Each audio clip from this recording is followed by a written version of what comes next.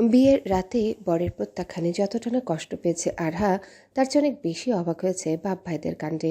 ওনারা কি করে পারল হুট করে নিজের কলিজার টুকরো মেয়েটাকে এমন অচেনা অজানা আরহার বয়সে দ্বিগুণ বয়সী লোকটার হাতে তুলে দিতে? বাসর ঘরে এ নিয়ে পাইচারি করছিল আরহা। হঠাৎ ঘরের কোণ থেকে টুকরে কান্নার আওয়াজ ভেসে এলো। হকচকিয়ে উঠল আরহা। দৃষ্টি ঘুরিয়ে পিছনে ফিরতে কনে সাজে আরও একজনকে দেখে ঘাবড়ে গেল সে। মেয়েটার গায়েও আরহার পরিধান করা বেনারসির মতো একই রকম বেনারসি। অন্ধকার ঘরটায় মোমবাতির টিম আলোয় মেয়েটিকে ঠিকঠাক দেখতে পারছে না আরহা। তার উপর মেয়েটার মুখের সামনে এক হাত ঘোমটা। বিচলিত পায়ে মেয়েটার দিকে এগিয়ে গেল সে। থতমত আওয়াজে প্রশ্ন করে, কে কে ওখানে? কে কে আপনি? প্রশ্নের পিঠে কোনো প্রকার উত্তর মিলল না আরহার। এবার আরহার ভয়টা আরও বাড়ল। আরহার জানা মতে এই বাড়িতে তার পর ইসহাক ইব্রাহিম ছাড়া অন্য কেউ থাকে না। তাহলে এই মানুষটাকে? গলা শুকিয়ে এলো আরহার। মানুষটার মুখোমুখি দাঁড়িয়ে ঘোমটা উঁচু করতে ছিটকে সরে গেল আরহা। হৃৎপিণ্ড প্রচণ্ড বেগে কাঁপছে। কি বিদঘুটে চেহারা মেয়েটার! কাজল লেপটানো গোল গোল চোখ, সেই চোখে কি ভয়ঙ্কর দৃষ্টি! ঠোঁটের চারিপাশে লাল লিপস্টিক মাখানো, সেই ঠোঁটের কেমন বিদঘুটে হিংস্র হাসি, এলোমেলো চুল, চেহারায় অস্বাভাবিক পাগলামো হাবভাব। আরহার গা ভয়ে থরথর করে কাঁপছে। শ্বাস থেমে থেমে আসছে, চোখ জোড়া অনবরত খুলছে আর বুঝছে। সে এতটাই ভীত হলো যে চিৎকার করতে ভুলে গেল। চোখ থেকে অনবরত জল পড়ছে আরহার। নিঃশ্বাস থেমে থেমে আসছে। তাকে এভাবে ঘাবড়াতে দেখে সশব্দে হাসছে মেয়েটা, যেন ভীষণ মজা পাচ্ছে সে।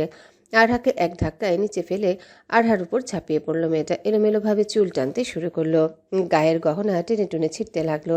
আরহা মেয়েটা থেকে ছাড়া পাবার আপ্রাণ চেষ্টা করছে, চিৎকার করে কাঁদছে। কান্না করতে করতে চিৎকার করে বলে, কে আপনি? আমাকে কেন মারছেন? ছাড়ুন আমাকে। কেউ আছেন? আমাকে বাঁচান। আরহার চিৎকারে কান্নাকাটিতে বিন্দুমাত্র ভ্রুক্ষেপ নেই। মেয়েটার গা কাঁপিয়ে অদ্ভুতভাবে হাসছে আর গহনাগুলো ঘুরিয়ে ফিরিয়ে দেখছে। উচ্চ আওয়াজে ভয়ঙ্কর হেসে বলছে, আজ বিয়ে? আমার বিয়ে? বুবুর বিয়ে? কোনোভাবেই মেয়েটার পোক্ত শরীরের সাথে পেরে উঠতে পারছে না আরহা। আরহার উপর ভর দিয়েছে মেয়েটা। অনবরত ঘন ঘন ক্ষিপ্ত নিঃশ্বাস ফেলছে। অসহ্য ব্যথা যন্ত্রণায় ছটফট করছে আরহা। চিৎকার করে কান্না করছে আর ছাড়া পাবার আপ্রাণ চেষ্টা চালাচ্ছে, কিন্তু মেয়েটার গায়ের জোরের সামনে পেরে উঠছে না। এলোমেলোভাবে গহনা ধরে টানাটানি করছে মেয়েটা। আরহার ঘাড়ে গলায় আঁচড়ের দাগ পড়ে গেছে গাঢ়। জায়গায় জায়গায় নখের আঁচড় কেটে ছিঁড়ে গেছে। আরহা আর পারছে না, যন্ত্রণায় একদম মিয়ে গেছে। কষ্ট ভারী আর্তনাদ করে চিৎকার করে বলল, ইসাক, ইসাক, বাঁচান আমাকে। ইসাকের নাম শুনতেই মেয়েটা চমকে উঠল। মুহূর্তে ছিটকে দূরে সরে গেল, হাত পা গুটিয়ে নিল। ভয়ে তিত্তির করে কাঁপছে। বিড়বিড় করে কিছু একটা বলছে মেয়েটা। কি বলছে তা স্পষ্ট কানে এলো না আরহার। যন্ত্রণায় ফ্লোরে ছটফট করছে শুধু। বিছানার পাশে ভর দিয়ে যেই ফ্লোর ছেড়ে উঠতে যাবে অমনি কপালে সজোরে কিছুর আঘাত লাগলো। সাথে সাথেই হাত দিয়ে মাথা চেপে ধরল আরহা। কপাল ভেজা ভেজা লাগছে। হাত সামনে আনতেই দেখল হাত রক্তে রাঙা। আতকে উঠল সে। মুখ তুলে ঝাপসা দৃষ্টিতে সামনের দিকে তাকাতেই অস্পষ্ট এক প্রতিচ্ছবি দেখল। সেই মেয়েটার মুখে ভয়ঙ্কর হিংস্র হাসি। তার হাতের মাটির ফুলদানিটা আরহার রক্তে মাখা। শরীর আর মানছে না আরহা। ঢুলঢুলু শরীরটা থপ করে মাটিতে লুটিয়ে পড়ল। লোকালয় থেকে খানিক দূর অন্ধকার রাস্তার মোড়ে কালো গাড়িটা থামানো।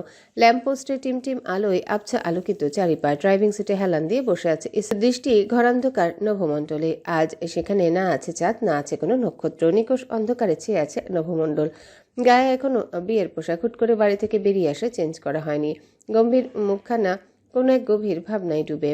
হাতে সিগারেটটা প্রায় শেষের দিকে। মাঝে মাঝে দু একটা টান দিচ্ছে। পাশ থেকে ইসাককে খুঁটিয়ে খুঁটিয়ে দেখছে কানন আহমেদ।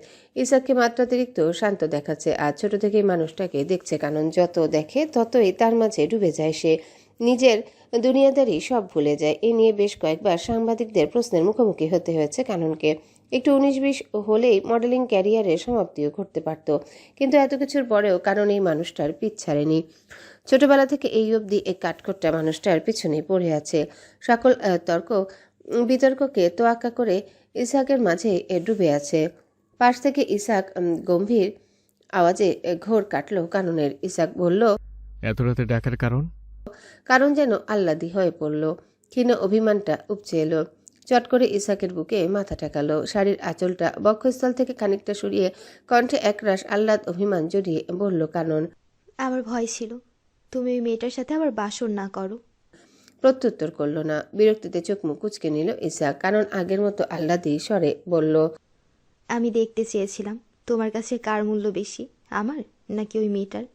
আমি জানি তোমার কাছে এই বিয়েটার কোনো মূল্য নেই, ওই মেয়েটা তোমার লক্ষ্য পৌঁছাবার মাধ্যম মাত্র।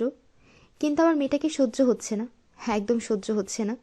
দেখলেই গা জ্বলছে শুধু ইসাক। আমি ইনসিকিউর ফিল করছি বারবার। বলেই চোখ বুজে ইসাকের গলায় মুখ ডুবালো। ওষ্ঠ ছুঁয়ে ঘনিষ্ঠ হতে চাইলে চটাক করে নিজেকে ছাড়িয়ে নিল ইসাক। রাগী রক্তিম আভায় ছেড়ে যায় ইসাকের মুখশ্রী। কাননের চুলের মুঠি শক্ত করে চেপে ধরল। ব্যথায় চাপা আর্তনাদ করে উঠল কানন। দাঁতে দাঁত চেপে অভাব্য আওয়াজে চিৎকার করল ইসাক। ইসহাক ইব্রাহিমকে নাচাতে এসো না কানন, এর ফল বড্ড ভয়ঙ্কর হবে। আমি কারো কথাই নাচি না, সবাইকে নাচাই। ভীতিগ্রস্ত হয়ে পড়ল কানন। চোখে মুখে আতঙ্ক ভয় ছেয়ে গেছে, গলা শুকাচ্ছে তার, আখির কোণে জল জমেছে। এমন সময় ঢাল হয়ে ইসাকের ফোনটা বেজে উঠল। হাতের বাঁধন হালকা হলো, ইসাকের চুল ছাড়ল। চুল ছাড়তেই ঝটপট নিজের সিটে চলে আসলো কানন। শাড়ি ঠিক করে ভীতু চোখ জোড়া উঁচিয়ে দেখলো কে ফোন করেছে। ইসাকের বাড়ির নাম্বার। ভ্রুকুচকে ফোন রিসিভ করলো ইসাক। অপর পাশ থেকে কি বলল শুনল না কানন। কানে এলো ইসাকের গম্ভীর আওয়াজ। ঠিক আছে, আসছি আমি। চোখ মুখ শক্ত করে ভারী কণ্ঠে আওড়ালো ইসাক। নামো, বাড়ি ফিরবো। কানন কাচুমাচু মুখ করে বলল, এই অপরিচিত মাঝ রাস্তায় নামিয়ে দেবে? আমি গাড়ি আনিনি ইসাক। এক মুহূর্ত দেরি না করে ভয়ে তড়িঘড়ি করে গাড়ি থেকে নেমে পড়ল কানন। কারণ নামতে দ্রুত গতিতে গাড়ি ছাড়ল ইসাক। চোখের পলক দৃষ্টির অদূরে অন্ধকারে মিলিয়ে গেল কালো গাড়িটা। গভীর রাত, চারিদিকে নিকোষ আধারে বিলীন। ক্রোধান্বিত মুখশ্রী নিয়ে হন্তদন্তে বাড়ি ফিরল ইসাক ইব্রাহিম। রক্তিম আখিজোড়া হতে যেন আগুন ঝরছে তার। ফোঁস তপ্ত নিঃশ্বাসে নাকের পাটা ফুলছে বারবার। মালিকের এমন ক্রোধিত মুখশ্রী দেখে চুপসে গেল মালিক মিয়া। মাথা নত করে জড়সড়ভাবে পিছিয়ে গেলেন তিনি। দরজার পাশটায় পিঠ ঠেকিয়ে ঠায় দাঁড়িয়ে রইল। ইসাকের দৃঢ় দৃষ্টি পালঙ্কে নেতিয়ে পড়া ঘুমন্ত আরহার দিকে। মুহূর্তে সকল ক্রোধ মিলিয়ে গেল। দৃষ্টি নরম হয়ে এলো তার। দৃষ্টি আরহামের পানে রেখে গম্ভীর আওয়াজে আওড়ালেন তিনি। ডক্টর এসেছিলেন? মালিক মিয়া থতমত আওয়াজে উত্তর দিলেন, জি সাহেব, ডাক্তার নিয়াফা আইছিল, ব্যান্ডেজ কইরা ওষুধ দিয়া গেছে, কইছে রেস্ট নিলে ঠিকঠাক মতো ওষুধ খাইলে তাড়াতাড়ি সাইরা উঠবো নতুন বউ। এসব কি করে হলো? ওই ঘর থেকে কিভাবে বের হলো?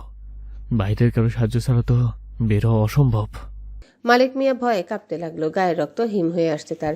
ভয়ে থতমত করতে করতে উত্তর দিল, জানি না সাহেব, আমি বাজারে দারু গিলতে গেছিলাম, ফিরা হুনি বাড়ি থেকে চিৎকার চেঁচামেচির আওয়াজ, তড়িঘড়ি কইরা আইয়া দেহি ম্যাডাম নতুন বউয়ের ওপর হামলা করছে, নতুন বউ মাটিতে ফইরা রয়েছে। আজ থেকে ওই সাইপেস গেলে বন্ধ তোমার। 24 আওয়ার্স গেটে দাঁড়িয়ে পাহারা দিবে। প্রত্যেক সেকেন্ডের খবর চাই আমার। আউট। হাউজের পাহারা আরো করা করো, সেদিকে আমরা সংখ্যা বাড়াও। ক্রোধিত স্বরে দাঁতে দাঁত চেপে বললেন ইসাক ইব্রাহিম। মালিক মিয়া আমতা আমতা করে বললেন, সাহেব, ম্যাডাম কি এখন থাইকা ওই ঘরেই থাকবো? নতুন বউ যদি ম্যাডামের কথা জানা যায়? বাঁকা দৃষ্টিতে মালিক মিয়ার দিকে তাকালো ইসাক। গম্ভীর আওয়াজে বললেন, কে বলবে? তুমি? ভরকে উঠল মালিক মিয়া। তড়িঘড়ি করে ভীতু কণ্ঠে উত্তর দিল, না না সাহেব, আমি আপনার গোলাম, নুন খাইছি আপনার লগে বিশ্বাসঘাতকতা করার আগে যেন মরণ হয় আমার, মরণ। উত্তর দিল না ইসাক। হাতের ইশারায় মালিক মিয়াকে চলে যেতে বলল। মালিক মিয়া সালাম জানিয়ে ঘর থেকে বেরিয়ে গেল। মালিক মিয়া যেতেই বিছানার পাশে মাঝারি আকারে ডিভানটায় ধপ করে বসলো ইসাক। তার প্রগাঢ় দৃষ্টি আরহার ব্যথাতুর মুখখানায়। অনবরত ফোন বাজছে। ফোনের উচ্চ আওয়াজে ঘোর কাটল ইসাকের। প্রচণ্ড বিরক্তি নিয়ে ফোন রিসিভ করে কানে ধরল। অপর পাশ থেকে সুমধুর উৎকণ্ঠা মেয়েলি আওয়াজ ভেসে এলো, আমি তোমার অপেক্ষায় আছি, তোমার বিরহে ক্ষণে ক্ষণে মরছি। সেই মধুর রাতের ঘোর আজও কাটেনি আমার। আজ রাতেও কি তুমি আসবে না? আজও কি বিরহ বেদনায় ছটফট করতে হবে আমার? ইসাক ঘুমন্ত আরহার মুখ পানে দৃষ্টি রেখে প্রশান্ত স্বরে বলল, এক রাতের দাসী তুই। সেই রাতের সাথে সম্পর্কটা ওখানেই শেষ। দ্বিতীয়বার এই নাম্বারে ফোন করলে জনে মেরে ফেলবো একদম। প্রভাত বেলা, চারিদিকে উজ্জ্বল আলোয় চিকচিক করছে দক্ষিণের বিশালাকার জানালা, তার উপর ভারী পর্দা, সেই পর্দা ভেদ করে অজিষ্ণুর নরম আলো আরহার উজ্জ্বল মুখখানা ছুঁয়েছে। নেতিয়ে পড়া হরিণী আঁখিদ্বয় কুচকে এলো, মসৃণ ঠোঁট জোড়ায় বিরক্তির ভাঁজ পড়ল একটু। বিদেশিনীদের মতো আহামরি ধবধমে চামড়া না হলেও বেশ উজ্জ্বল চওড়া রং আরহার। মায়া নিষ্পাপ মুখ, কোমর ছাড়িয়ে অবিন্যস্ত লতানো কেশ তার, চোখ ধাঁধানো অনিন্য সুন্দরী। বুকের আঁচলটা খানিক নিচে পড়ে আছে, গলায় ডান পাশে কলার বোনের ঠিক নিচ বরাবর কালো তিলটা দেখা যাচ্ছে। টকটকে বেনারসির পাটটা হাঁটু অব্দি উঠে, চকচকে সুন্দর পা জোড়া স্পষ্ট দৃশ্যমান। ইসাক ইব্রাহিমের নিমগ্ন দৃষ্টি খুঁটিয়ে খুঁটিয়ে দেখছে আরহাকে। কেসে উঠল ইসাক, নিঃশ্বাসের গতি বাড়ল তার, বুক চিরে এক অস্থির শ্বাস বেরিয়ে এলো। এত মেয়ের শরীর নিয়ে খেলেছে সে, এত মেয়ের সাথে ঘনিষ্ঠ হয়েছে, নিদ্রাহীন শত শত রাত কাটিয়েছে, আজ অবধি তার এমন অস্বস্তি অনুভূতি হয়নি কখনো। কিন্তু এই বাচ্চা মেয়েটাকে অবিন্যস্ত এলোমেলো দেখে এমন অদ্ভুত অনুভূতি হচ্ছে কেন তার, ভাবল ইসাক। দ্রুত নজর সরিয়ে দৃষ্টি ঝুঁকে গেল আপনা আপনি। সূর্যের প্রতাপ ধীরে ধীরে বাড়ছে, উজ্জ্বল তপ্ত আলোয় ঘুম কাটল আরহার। আড়মোড়া ভেঙে আধো আধো চোখ খুলল, মাথায় প্রচণ্ড ব্যথা, পাশ ফিরতে অসহ্য ব্যথায় কুকড়ে উঠল। আচমকা রাতের কথা মনে করে এক ঝটকায় চিৎকার করে উঠে বসল। থরথর করে কাঁপছে আরহা, শ্বাসকষ্ট হচ্ছে প্রচণ্ড, মাথা অসহ্য যন্ত্রণা, যেন কেউ টেনে টুনে মাথার তার সব ছিঁড়ছে। ডর ভয়ে দিশেহারা হয়ে সামনের মানুষটার বুকে হুড়মুড় করে ঝাঁপিয়ে পড়ল, শক্তপোক্তভাবে চেপে ধরল। হাউমাউ করে কেঁদে উঠল আরহা, অনবরত কাঁপছে, ভয়ে থর থর করতে করতে বলল সে, ভূত, ওই ভূত আমাকে মেরে ফেলবে, একদম মেরে ফেলবে, বাঁচান আমাকে। এতটুকু বলেই শব্দ করে আবারও কেঁদে উঠল আরহা। শরীর তখনও থরথর কাঁপছে। ইসাক শক্ত হয়ে বসে আছে, ধরল না আরহাকে, বেশ শান্ত আওয়াজে বললেন, শান্ত হন আরহা, এখানে আমি ছাড়ার কেউ নেই, কোনো ভূত নেই। রাতে ওই মেয়েটা, ভয়ঙ্কর মেয়েটা। গত রাতে ওই মেয়েটা চড়ছিল। আকস্মিক কান্না থামল আরহার। ইসাককে ছেড়ে মাথা তুলে অবাক কণ্ঠে বলল, চোর? ওটা চোর ছিল? কিন্তু আমি যে স্পষ্ট দেখলাম বিদঘুটে চেহারার একটা মেয়ে। বিদঘুটে মেয়েরা কি চোর হয় না? আপনার নাম শুনে ভয় পেয়ে গেল কেন? এই বাড়ির মালিক আমি, আমার নাম শুনে ভয় পাওয়াটা স্বাভাবিক নয় কি? আমাকে আক্রমণ করলো যে। ভয় পেয়ে গেছিলে? পালাতে হতো। ইসাকের যুক্তির পিঠে প্রশ্ন খুঁজে পেল না আরহা। পিটি দৃষ্টি মেলে তাকিয়ে দেখল শুধু। সত্যিই তো, ওই মেয়েটা চোরও তো হতে পারে। ওনার যুক্তি অসঙ্গত নয়, আনমনা হয়ে ভাবল আরহা। ইসাকের নিগুড় দৃষ্টি তখন আরহার দিকে। ইসাককে এভাবে তাকিয়ে থাকতে দেখে নিজের দিকে চোখ বুলালো, আটকে উঠল সে। বুকের আঁচল বিছানায় পড়ে সারি জমিন হাঁটু অব্দি উঠে নিজেকে এমন বিশ্রীভাবে এলোমেলো অবস্থায় দেখে লজ্জায় চোখ মুখ কুচকে এলো আরহার, থতমত খেয়ে গেল। তড়িঘড়ি করে বিছানা হতে আঁচল তুলে পেছনের দিক থেকে টেনে সমস্ত শরীর ঢেকে দিল, শাড়ির জমিন নামিয়ে নিল। লজ্জাকর পরিস্থিতি থেকে বাঁচতে মিনমিন আওয়াজে বলল, সরি, আমার জন্য আপনাকে খামোখা কষ্ট করতে হলো, কাজ রেখে ফিরে আসতে হলো বাড়িতে। ইসাকের কুচকানো ভ্রুদয় শটান হলো। আরহার মুখ পানে চোখ রেখে স্পষ্ট স্বরে বললেন, আরহা, আপনি সত্যি কি এতটা ভালো, নাকি নাটক করছেন ভালো হবার? আরহা বোধহয় ইসাক ইব্রাহিমের কথাটা ঠিকঠাক বুঝলো না, মাথা তুলে চোখ কুচকে গাঢ় দৃষ্টিতে তার দিকে চাইল। ইসাক সহজ করে বললেন, বিয়ের রাতে বাসর ঘরে আপনার বর আপনাকে একা বাড়িতে ফেলে বেরিয়ে গেল? আপনার মতো 17 বছরের বাচ্চা থেকে এতটা মেচুরিটি আশা করিনি। ইমপ্রেসিভ। আরহা সামান্য হাসলো, বলল, আপনি কতটা ভালো ভাবছেন জানা নেই আমার, কিন্তু আপনি যতটা খারাপ ভাবছেন ততটাও খারাপ নই আমি। ছোট শহরের হলেও ব্যবসায়ী পরিবারের মেয়ে আমি। কাজের ব্যস্ততা আমার জানা আছে। বড় ভাইজান আমার থেকে 20 বছরের বড়। জবে থেকে বুঝ হয়েছে সবসময় বড় ভাইজানকে কাজে ডুবে থাকতে দেখেছি, তাই এইসব ব্যাপারে অভিযোগ হয় না আমার। তাছাড়া আপনার থেকে কোনো প্রকার এক্সপেকটেশন রাখছি না। এই বিয়েটা মেনে নেওয়ার মতো বিন্দুমাত্র কারণ নেই আপনার। আপনি আমাদের জন্য যা যা করেছেন তাই অনেক। এই বিয়েটা প্রতিকূল পরিস্থিতিতে ঘটে যাওয়া একটা দুর্ঘটনা মাত্র। বয়স থেকে শুরু করে কোনো কিছুর খাপ খায় না আমাদের। যদি সেদিন বিয়ের আগে ওই অপ্রীতিকর ঘটনাটা না ঘটতো, তাহলে আজ হয়তো আমরা অন্য কোথাও থাকতাম। এই অবধি আপনি আমাদের জন্য যা করেছেন তার জন্য আমি আপনার প্রতি চিরকৃতজ্ঞ। আরহার দিকে তীক্ষ্ণ দৃষ্টি মেলে শান্ত কণ্ঠে বললেন ইসাক, আমার বয়স আপনার এক্সের বয়সে সমান হলে বিয়েটা বুঝে মেনে নিতে পারতেন আপনি? দ্বিধান্বিত আরহা চুপ করে রইল। চিন্তিত মুখ কি উত্তর দিবে খুঁজে পেল না। সে কখন বলল সে বিয়েটা মানবে না? ওনার দিকটা ভেবেই তো কথাগুলো বলল। আরহা ভাবনা ছেদ হলো ইসাকের গম্ভীর ঝাঁঝালো আওয়াজে। আপনার কথা টোনে বোঝা যাচ্ছে বেশ সুস্থ আপনি। টনটনে আওয়াজ। রান্না করতে অসুবিধা হবে না নিশ্চয়ই? বলে নাস্তার সময় গড়িয়ে গেছে, দুপুরে খাবার সময় হয়ে যাচ্ছে। আমি একটু বের হচ্ছি, দুপুর অবধি ফিরে আসবো। এসে জন্য খাবারটা রেডি দেখি। হকচকিয়ে উঠল আরহা, হতভম্ব হয়ে পিটি দৃষ্টি মেলে চেয়ে রইল। অসহ্য যন্ত্রণায় মাথা তুলে বসতে পারছে না সে। গায়ে গরম গরম ভাব, জ্বর আসবে বুঝি। এই অসুস্থ শরীর নিয়ে সে রান্না করবে? তার কপালে এত বড় ক্ষতটা কি ওনার চোখে পড়ছে না? ছোট থেকে আজ অবধি কখনো রান্নাঘরে চৌকাঠ মারায়নি। বাবার বাড়িতে পদে পদে কাজের লোকের অভাব নেই। তার হালকা কাশিতে পুরো বাড়ির লোক তার সেবায় জড়ো হতো। বাপ ভাইদের চোখের মনি প্রচণ্ড আহ্লাদে বড় হয়েছে। আর সে আরহা কিনা এত অসুস্থতা নিয়ে রান্না করবে? এমন অদ্ভুত কেন লোকটা? মনে কি সামান্যতম মানবতা নেই? এই তো খানিক আগেই ভালো ব্যবহার করলো, এখন হুট করে রেগে গেল কেন? চোখ মুখ কালো করে ভাবল আরহা। আপনি আমাকে বলছেন ইসাক সাহেব? এই ঘরে আমি আপনি ছাড়া তো দ্বিতীয় কাউকে দেখছি না। তপ্ত মন খারাপের নিঃশ্বাস ছাড়ল আরহা। ক্ষিপ্ত পা চালিয়ে ঘর ছেড়ে বেরিয়ে গেল ইসাক।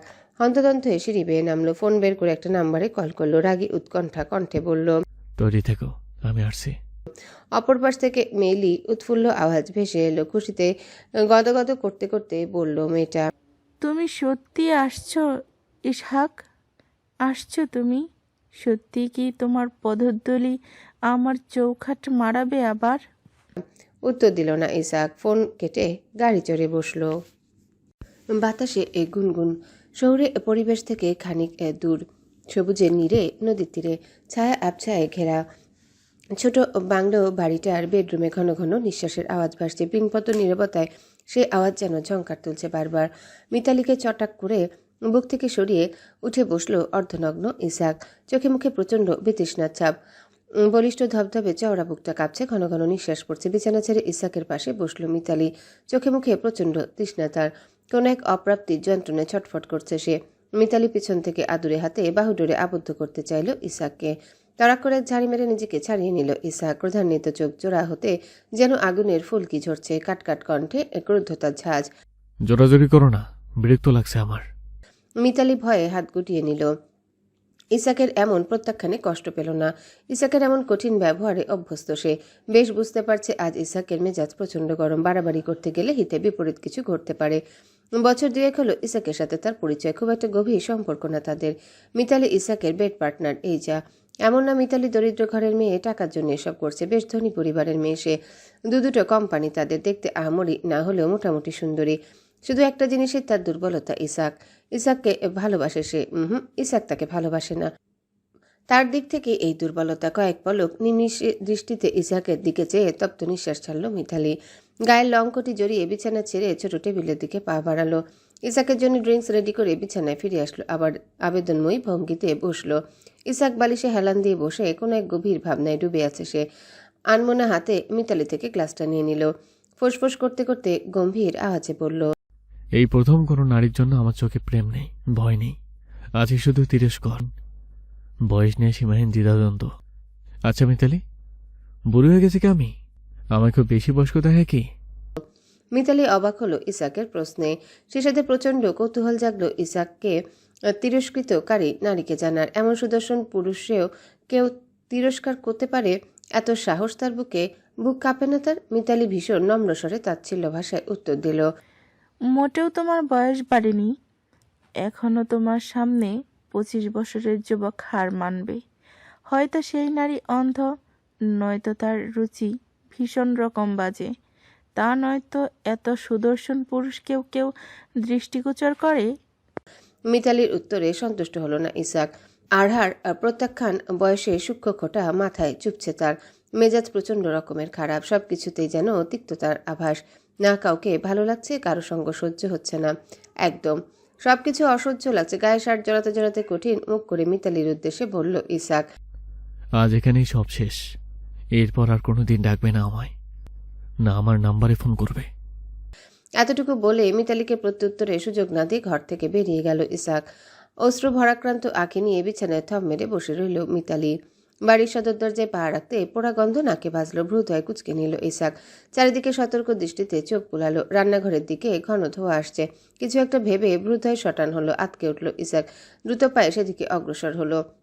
ধোঁয়ায় রান্নাঘর অন্ধকার, কিছু দেখা যাচ্ছে না ঠিকঠাক, সবটাই অস্পষ্ট। ভেতরে প্রবেশ করতে গেলে পায়ের সাথে কিছু বাজলো, ঝনঝন শব্দ হলো। ইসাক সাবধানী পায়ে ভেতরে ঢুকলো। ধোঁয়ার আধার হতে খুব খুব কাশির আওয়াজ ভেসে এলো। আতঙ্কিত কণ্ঠে চেঁচিয়ে উঠল ইসাক। আরহা, আপনি কি এখানে? সারাদিন প্লিজ। আধার থেকে মিয়ে আওয়াজ ভেসে এলো। যন্ত্রণায় মরে যাচ্ছি, আমাকে বাঁচান ইসাক সাহেব। অবিলম্বে জানালার দিকে এগিয়ে গেল ইসাক। রান্নাঘরের সব জানালা খুলে দিল, অ্যাডজাস্ট ফ্যান ছেড়ে দিল। ধোঁয়া ধীরে ধীরে কমছে, চারিদিক সচ্ছল হচ্ছে। ইসাক অস্থির হয়ে আরহাকে খুঁজতে লাগলো। কয়েক কদম বাড়াতেই বড় ফ্রিজের পিছনের দিকে পিঠ ঠেকিয়ে বসে থাকতে দেখলো আরহাকে। থমথমে মুখ, ভয়ের রেশ যেন এখনো কাটেনি তার। চোখ দুটো অসম্ভব লাল হয়ে ফুলে আছে। ঘন ঘন নিঃশ্বাস ফেলছে ইসাক। স্বস্তির শ্বাস ফেললো। শীঘ্র পায়ে আরহার দিকে এগিয়ে গেল। আরহার গাল ছুঁয়ে তরবর করে বলল, ঠিক আছেন আপনি? মাথা তুলল আরহা। অশ্রু ভরাক্রান্ত দৃষ্টি তার মুখে উত্তর দিল না, শুধু উপর নিচ মাথা নাড়ালো। শরীর তখনও ঠক ঠক কাঁপছে। ইসাক শান্ত কণ্ঠে বলল, উঠুন আরহা, ভেতরে চলুন। আরহার পা জোড়া ভয়ে নড়বড় করছে। ফ্রিজের পিঠে ভর দিয়ে উঠতে চাইল, সে পারল না। ঝপাস করে বসে পড়ল। আবার ব্যথায় কুকড়ে উঠল। মিনমিন করে বলল, প্রচণ্ড ব্যথা করছে, ঘর অব্দি আমি যেতে পারবো না। ইসাক ছোট শ্বাস ফেলল। আরহার কিছু বুঝে ওঠার আগে চট করে কোলে তুলে নিল। ড্রয়িং রুমের দিকে অগ্রসর হলো। গত রাতের আরহার সেই কপালের ঘা আবারও জেগেছে। ব্যান্ডেজের উপর ছোপ ছোপ রক্তের দাগ। হাতের পিঠে জায়গায় জায়গায় তেলের ছিটা পড়ে কালো ছাপ হয়ে আছে। আরহাকে সোফায় বসিয়ে তড়িঘড়ি করে ফার্স্ট এড বক্স খুঁজতে ব্যস্ত হয়ে পড়ল ইসাক। আরহা তখনও ফুপাচ্ছে। হৃৎপিণ্ড প্রচণ্ড বেগে দৌড়াচ্ছে। শরীরের রক্তবিন্দু শীতল। ভয়ে চোখ মুখ ফ্যাকাশে। ইসাক ফার্স্ট এড বক্স খুঁজে আরহার মুখোমুখি বসলো। কয়েক পলক তাকিয়ে থাকলো। আরহার অশ্রুসিক্ত ঘন পল্লব আখি জোড়ায়। পরক্ষণে চোখ ফিরিয়ে ব্যান্ডেজের দিকে মন দিল ইসাক। ইসাক আরহা কাছাকাছি। এই প্রথমবার বাবা ভাইজান ছাড়া অন্য কোনো পুরুষের এতটা কাছাকাছি আরহা। নাকে তীব্র এক ঘ্রাণ বাজছে। কিসের ঘ্রাণ তা ঠিক ধরতে পারল না সে। শরীর থরথর কাঁপছে তার। ভীষণ রকম নার্ভাসনেস কাজ করছে। মন কেন জানি ছটফট করছে। চোখ তুলে একবার দেখবে কি? আর চোখে এদিক ওদিক তাকিয়ে ভেবে যাচ্ছে আরহা। আচমকা তার কি যেন হলো। চট করে ইসাকের দিকে চোখ তুলে চাইল। থমকে গেল সে। চোখের মনি নড়ছে না আর, স্থির হয়ে রইল। এই প্রথমবার ইসাকের দিকে ঠিকঠাক পূর্ণ দৃষ্টিতে তাকালো সে।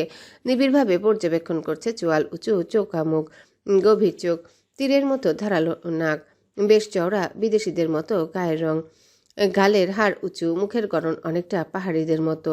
চেহারায় কেমন যেন ভিনদেশি একটা ভাব আছে। চোখের মনি ডার্ক ব্রাউন, তেমন চুলের রংটাও। চুলগুলো ব্র্যাক ব্রাশ করা। বয়স 31 ছুঁই ছুঁই, কিন্তু বোঝার কায়দা নেই। এখনও সেই 24-25 বছরের যুবকদের মতোই শক্তপোক্ত, বলিষ্ঠ। আচ্ছা, ওনার জন্ম কি ভিনদেশে? বিয়ের আগে দুবার মাত্র দেখেছে, কথা হয়নি কখনো। চোখাচোখি হয়েছে এই যা। এত সুদর্শন পুরুষ, নিশ্চয়ই অনেক প্রেমিকা আছে তার। জরুরি না যা দেখতে সুন্দর তার ভেতরটাও সুন্দর হবে। চকচক করলেই যে সোনা হতে হবে এমন তো নয়। আনমনা হয়ে ভাবল আরহা। ইসাকের সাথে নজর মিলতে দৃষ্টি নামিয়ে নিল। ইসাক গম্ভীর আওয়াজ করে বলল, এইসব কি করে হলো? আরহার অক্রূর স্বীকারোক্তি। আমি রান্না পারি না। ইসাক চোখ তুলে এক পলক তাকালো। তারপর দৃষ্টি ফিরিয়ে হাতের ঘায়ে মলম লাগাতে লাগাতে বলল, আপনার মনে হচ্ছে না কথাটা আপনার আরো আগে জানা উচিত ছিল? মলমে জ্বালা পোড়া এ চাপা আর্তনাদ করে উঠল আরহা। ঠোঁট কামড়ে নিজেকে সামলে নিল। ধীর কণ্ঠে বলল, চেয়ে তো ছিলাম, সুযোগ মেলেনি। তার আগেই ঘর ছেড়ে বেরিয়ে গেছেন আপনি। ইসাক কথা বাড়ালো না। অমনি আরহার পেট মোচড় দিয়ে উঠল। চো চো শব্দ হচ্ছে পেট থেকে। ইসাক তা শুনে ভ্রু কুচকে তাকালো আরহার দিকে। লজ্জায় মিলিয়ে গেল আরহা। মিনমিন করে বলল, সকাল থেকে কিছু পেটে পড়েনি, তাই। কথা শেষ করার আগে উঠে দাঁড়ালো ইসাক। শার্টের হাতে ভাঁজ করতে করতে এলোমেলো অগোছালো রান্নাঘরের দিকে পা বাড়িয়ে বলল, অপেক্ষা করুন, খাবার আনছি। আরহা কিঞ্চিত বিস্মিত হলো। অবাক স্বরে বলল, কে রান্না করবে? আপনি রান্নাও জানেন নাকি? প্রতি উত্তর করল না ইসাক। গভীর রাত, নিস্তেজ চারিদিক, থমথমে অন্ধকার। বাগানের গাছপালা হতে অজানা পাখির কিচিরমিচির আওয়াজ। আউট হাউসের দিকে পা বাড়ালো ইসাক। ইসাক দরজার সামনে দাঁড়াতে তালা খুলে দিল মালেক মিয়া। গম্ভীর আওয়াজে প্রশ্ন করল ইসাক, খাবার খেয়েছে সে? না সাহেব, ম্যাডাম খায় নাই। মালেক মিয়ার নত যেন উত্তর। ছোট্ট নিঃশ্বাস ছাড়ল ইসাক। অন্ধকার আউট হাউসে প্রবেশ করলো। ঘরটার ভিতরে ঘুটঘুটে অন্ধকার, নিকষ আধারে কোনো কিছু চোখে পড়ছে না তার। ফোনের আলো জ্বালিয়ে সুইচ বোর্ডের দিকে এগিয়ে গেল। আলো জ্বালাতে পুরো ঘর উজ্জ্বল হয়ে উঠল। দৃষ্টি ঘুরাতে ঘরের এক কোণে নজর আটকালো। হাঁটুতে মুখ গুজে বেনারসি পরে কেউ একজন বসে আছে। নোংরা শরীর, এলোমেলো অগোছালো কেশ, হাতখানিক ছিঁড়ে রক্ত ঝরছে। এগিয়ে গেল ইসাক। মেয়েটা বিড়বিড় করে কি যেন বলছে, স্পষ্ট কানে এলো না তার। মেয়েটার সামনে বসে পড়ল সে। আলতো করে মাথায় হাত রাখলো, ধীর কণ্ঠে ডাকলো। এনা, কেঁপে উঠল অ্যানা। মাথা উঠিয়ে চিৎকার করতে করতে বলল। কে কে কে তুমি? ইসাক অ্যানাকে শান্ত করার চেষ্টা করতে করতে বলল। এনা, আমি ইসাক, তোমার ইসাক। অ্যানা একটু শান্ত হলো, মাথা তুলে ইসাকের দিকে পিটপিট দৃষ্টিতে চেয়ে কোনো কিছু মনে করার চেষ্টা করলো। কিছু একটা ভেবে ছিটকে সরে গেল অ্যানা। ঘরের এক কোনায় বসে জড়সড় হয়ে থরথর কাঁপতে লাগলো। হাউমাউ কান্নার আওয়াজ। আধো আধো বুলিতে বলল। যাও, তুমি চলে যাও, যাও। ইসাকের ব্যথাতুর দৃষ্টি এনার দিকে স্থির। চট করে এনার কাছে চলে গেল, বুকে জড়িয়ে নিল অ্যানাকে। চুলে হাত বুলাতে বুলাতে বলল। তোমার যন্ত্রণার 1000 গুণ ফিরিয়ে দেব তাদের। হঠাৎ ইসাকের চোখ ক্রোধে জ্বলে উঠল, শরীর থরথর কাঁপছে, মাথায় খুনের নেশা চেপেছে তার। অ্যানাকে ছেড়ে রাগে ফোঁস করতে করতে ঘর ছেড়ে বেরিয়ে এলো। দোতলায় নিজের ঘরে পৌঁছে কাবার থেকে পশু জবাই করার বড় ধারালো দাঁটা বের করলো। হন্তদন্ত হয়ে আড়ার ঘরের দিকে এগিয়ে গেল। ইসাকের চোখে ভয়ঙ্কর হিংস্রতা, মুখের অদ্ভুত এক পাগলামো ভাব। কোনো এক অসুর যেন ভর করেছে ঘাড়ে। আজই আড়ার ঘাট থেকে ধর আলাদা করবে ইসাক। আড়াকে চিরনিদ্রায় শুইয়ে দিবে আজ। অন্ধকার ঘর, বিছানায় হাত পা ছড়িয়ে ঘুমিয়ে কাদা আড়া। দক্ষিণের বিরাট জানালা দুটো খোলা। নভমণ্ডল আজ চন্দ্র নক্ষত্রে সাজানো। পূর্ণ চাঁদটাও আজ বড্ড দয়ালু। তার এক ফালি জ্যোৎস্নায় ঘর জুড়ে উজ্জ্বল আলোর মেলা। চৌকাট মারিয়ে ঘরে প্রবেশ করল ইসাক। হাতে ধারালো দা, রক্তিম চোখ জোড়ায় হিংস্রতার প্রলেপ। ফোঁস ক্ষিপ্ত নিঃশ্বাস, ক্রোধে শরীরের রক্তবিন্দু প্রচণ্ড বেগে দৌড়াচ্ছে তার। হন্তদন্ত হয়ে বিছানার পাশে যেয়ে দাঁড়ালো ইসাক। কোনো শক্তিশালী অসুর ঘাড়ে চেপেছে তার। দা উঁচু করে যেই আরহার ঘাড়ে কোপ বসাবে অমনি পাশ ফিরল আরহা। নুপুরের ঝনঝনানিতে কেঁপে উঠল পিনপতন নীরব ঘরটা। এক ফালি চন্দ্রসুধা এসে পড়ল তার আদরের মুখখানায়। চন্দ্রসুধায় আরহার সারা গা উজ্জ্বল মুক্তার মতো চিকচিক করছে। ঠোঁটের কোণে মৃদু হাসি লেগে 2 কদম পিছিয়ে গেল সে। বুকের কোথাও প্রচণ্ড জ্বালা হচ্ছে, হাত থরথর কাঁপছে। চোখ বুজে শুকনো ঢোক গেল। চোখ খুলে হাতের মুঠি আরও শক্ত করলো, দাটা চেপে ধরলো। ক্ষিপ্ত গায়ে আবারও এগিয়ে গেল আরহার দিকে। যেই আরহার উপর প্রহার করবে অমনি সারা শরীর অবশ হয়ে গেল। যেন কোনো এক অদৃশ্য শক্তি তার শরীরের সব শক্তি শুষে নিয়েছে। প্রহার করার বার কয়েক চেষ্টা করলো ইসাক, পারল না। শরীর অনবরত কাঁপছে। দাটা মাটিতে পড়ে ভারী আওয়াজ হলো। ঘুমের ঘরে কেঁপে উঠল আরহা। ভ্রু জোড়ায় ভাঁজ পড়ল তার, যেন প্রচণ্ড রকম বিরক্ত সে। ইসাক থম মেরে চেয়ে রইল আরহার নিষ্পাপ মুখখানায়। নিঃশ্বাসের গতি বাড়ছে তার।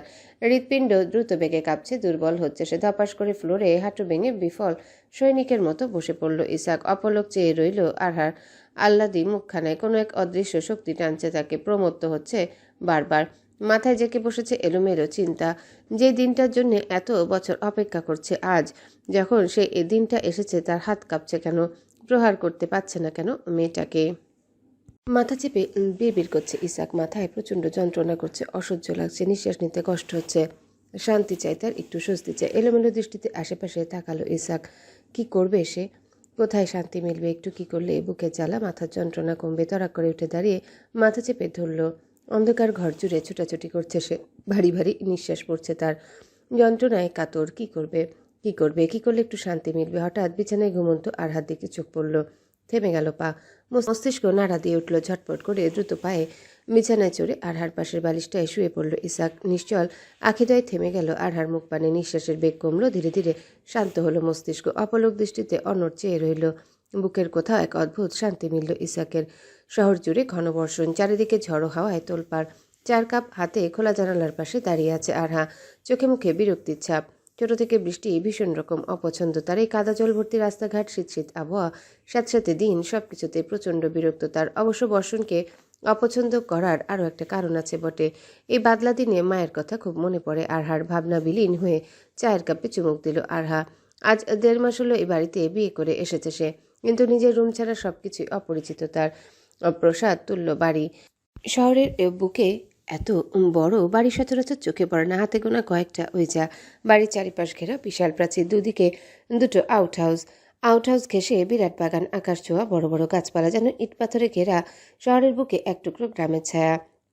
দিনের আলোয় এই বাড়ি যতটা চাকচিক্যময় সুন্দর লাগে, রাতের গভীরে ঠিক ততটাই ভয়ঙ্কর লাগে। এই বাড়ির প্রত্যেক কোনায় কোনায় কেমন যেন রহস্য রহস্য গন্ধ পায় আরহা। মাঝে মধ্যে রাত বিরাতে দূর হতে অদ্ভুত সব আওয়াজ ভেসে আসে। গভীর রাতে ঘুমের ঘোরে নিজের খুব নিকটে কারো অস্তিত্ব টের পায়। এক পুরুষেলি ইলেশ ঘুরঘুর করে তার ঘর।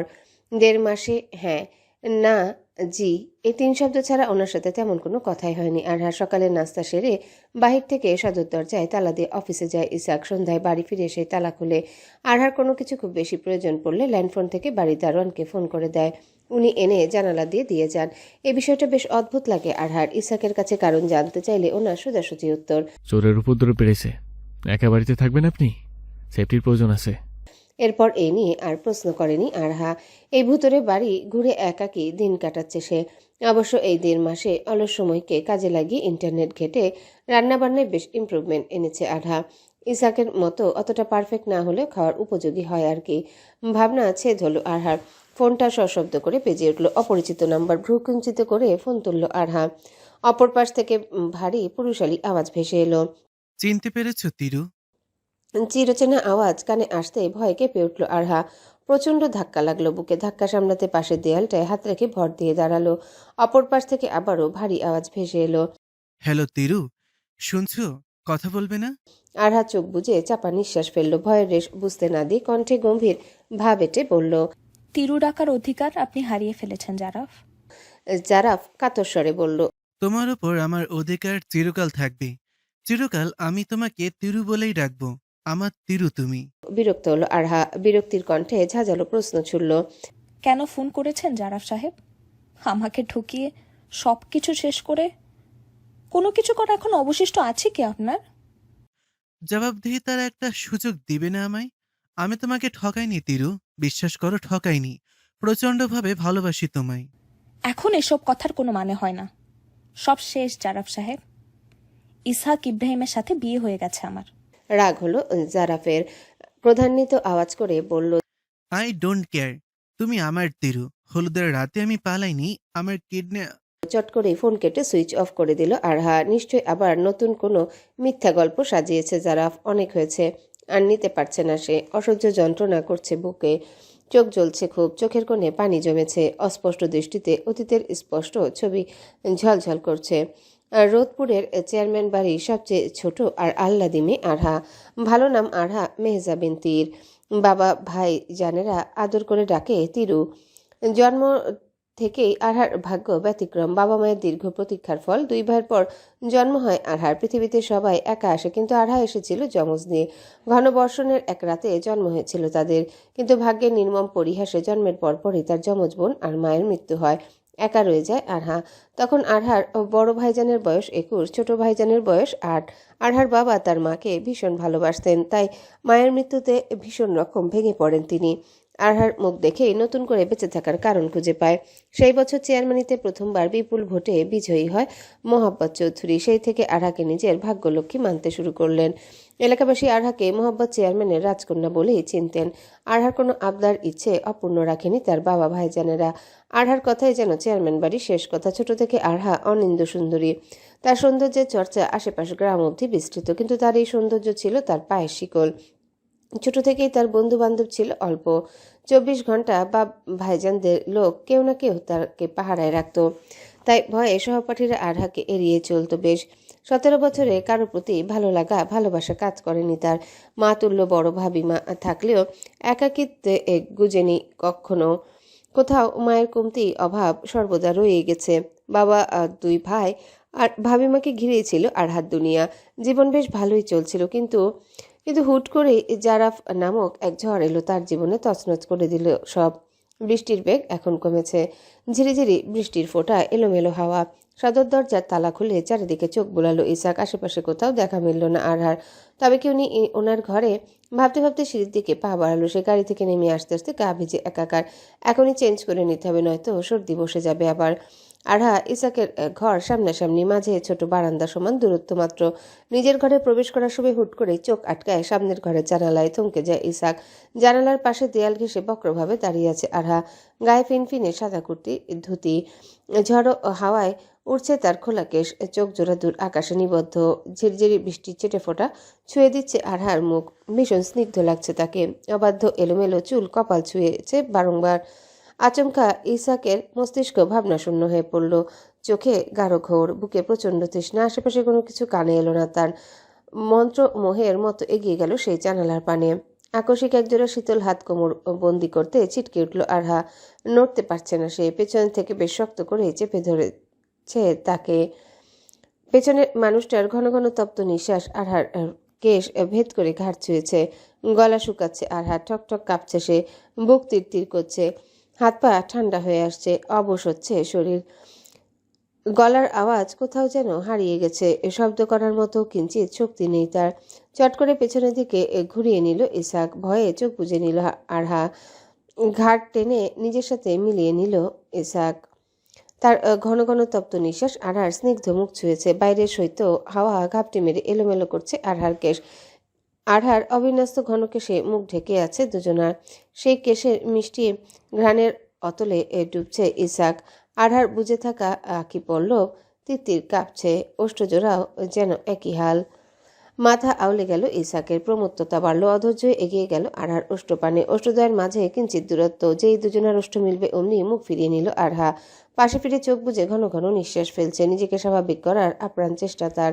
ছোট ঢোক গিলে মিলিয়ে আসা কণ্ঠে, এসবের জন্য আমি প্রস্তুত নই, আরও সময় চাই আমার। একরাশ বিতৃষ্ণা নিয়ে চোখ খুলল ইসাক। চোখে তার প্রচণ্ড তৃষ্ণা। ক্ষিপ্ত হাতে চেপে ধরল আরহার বাহুদয়। অধৈর্য কণ্ঠে প্রশ্ন ছুড়ল, আর কত? 1.5 মাস যথেষ্ট নয় কি? রোদপুরের এই স্বচ্ছ আকাশ। গতরাতের ঘন বর্ষণের পর নরম রোদের উজ্জ্বল আলোয় চিকচিক করছে চারিদিক। বাড়ির সামনে বিশাল উঠান। পুরো উঠান সিলেটি বাহারি বেতের চেয়ার টেবিলে সাজানো। বেতের চেয়ারে গা এলিয়ে বেশ আয়েশ করে বসে আছেন মোহাম্মদ চৌধুরী। টেবিলের উপর গরম গরম ধোয়া ওঠা চা, হাতে পত্রিকা বেশ মন দিয়ে রাজনীতির খবরাখবর পড়ছেন। পাশে বড় ছেলে নুয়াস চৌধুরী। চায়ের কাপে চুমুক দিতে দিতে নুয়াস বললেন, আব্বা, গত রাতে এমপি মোয়াজ্জেম খন্দকার ফোন করেছে। পত্রিকা থেকে চোখ তুলে ছেলের মুখ পানে তাকালো মোহাব্বত। গম্ভীর আওয়াজ করে বললেন, কি কইলা? কইল সামনে এমপি নির্বাচন, আমাকে সাহায্য চাই তার। ঝাঁঝালো কণ্ঠে উত্তর দিল নুয়াস। মোহাম্মদ চৌধুরী ক্রোধে মাটিতে পত্রিকা ছুঁড়ে ফেললো, হুঙ্কার দিয়ে উঠে দাঁড়ালো। চোখে তার ভয়ঙ্কর রক্তিম আভা। বাজখাই কণ্ঠে আওড়ালো, খন্দকারের এত স্পর্ধা! তেনার বেটার এত বড় কাণ্ডের পরে তিনি আমাকে কাছে সাহায্যের আশা করে? সমাজে মাথা হেট করলো আমার। আমার তরুমার জীবনটা নষ্ট করলো, আর আমি তারে সাহায্য করব? কয়া দাও তারে, এ রোদপুরের কেউ আর সাহায্য করব না তারে। তেনার সাথে সব সম্পর্ক শেষ। এখন থেকে শুধু দুশ্মনী চলবো, দুশ্মনী। রাগে ফুসফুস করছে মোহাম্মদ চৌধুরী। নুয়া শক্ত ভাবে মুঠিবদ্ধ করে আছে, রাগ দমানোর আপ্রাণ চেষ্টা করছে, হচ্ছে না। দাঁতে দাঁত চেপে ক্রোধিত আওয়াজে বলল সে, একবার খালি এমপির বেটা জাফরের হাতে পাই, আমার বোনের প্রত্যেক জলের পই পই হিসাব নেব, জানে মারবো তারে। চেয়ার ধরে পাশে দাঁড়িয়েছিল নুয়াসের স্ত্রী আবিদা। স্বামী শ্বশুরের কথোপকথন বেশ মন দিয়ে শুনছিল। সব শুনে চুপ থাকতে পারল না সে। আমতা আমতা করে বলল, ক্ষমা করবেন বাবা, কথার মাঝে কথা বলছি। আমার মনে হয় না জারাফ ইচ্ছে করে বিয়ে ছেড়ে পালিয়েছে। এর পেছনে নিশ্চয়ই অন্য কোনো কারণ আছে।